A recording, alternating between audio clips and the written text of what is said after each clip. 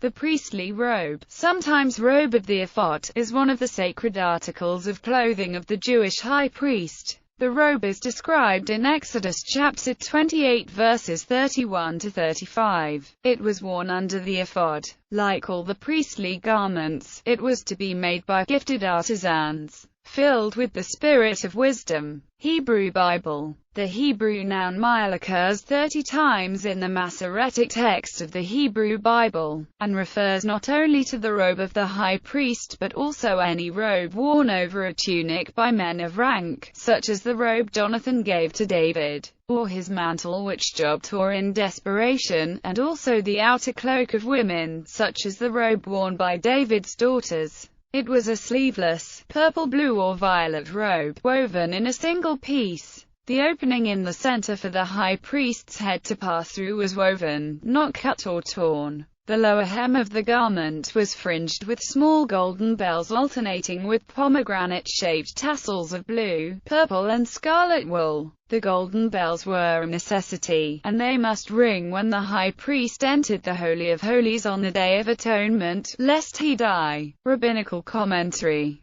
Rashi deduced a law for all the priestly vestments. From the negative one can derive the positive. If he will have them, he will not be liable for death. Thus, if he enters lacking one of these garments, he is liable for death at the hands of heaven. Maimonides rules likewise. According to the Talmud, the wearing of the priestly robe atoned for the sin of evil speech on the part of the children of Israel. In traditional rabbinical teaching, each of the priestly robes is intended to atone for a particular sin on the part of the children of Israel. The eminent sage Rashi points out in his commentary on the Talmud that the robe was fashioned to atone for the sin of an evil tongue, speaking poorly about someone else. As the high priest, adorned with the priestly garments, walked, the bells noisily announced his presence. And because the noise emanated from the robe, it served as a reminder for people to refrain from gossip.